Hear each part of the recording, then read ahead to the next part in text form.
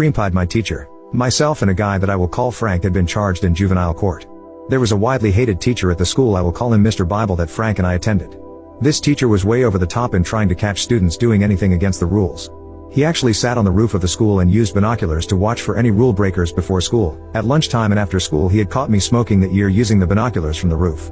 Most of the students hated being in his class because he also had a habit of putting his hand down the back of his pants whenever he was writing on the chalkboard. He was a math teacher, so he wrote on the chalkboard a lot. A couple of weeks before the end of the school year, a group of us were complaining about Mr. Bible. During the discussion, someone came up with the idea that it would be fun to put a pie in Mr. Bible's face. In the last weeks of the school year, that idea was discussed often. Finally, it was decided that we should really do it. Several members of the group volunteered to bring a couple of banana cream pies, and Frank and I volunteered to hit Mr. Bible with them. It was my idea, so I had to volunteer. The last day of school came and our friends had brought the 2 banana cream pies as planned. After the last class, all the students were streaming out of the front door of the school, saying their goodbyes for the summer and waiting for their buses or rides home. Mr. Bible was standing in the middle of the flow of students passing by all around him, trying to keep an eye out for any last-minute rule breakers. On either side of the mass of students, Frank and I each had a pie and put on our ski masks. In the confusion of all the students around, Frank and I were able to sneak up behind Mr. Bible without him noticing. As planned, I put my pie into the back of Mr. Bible's head.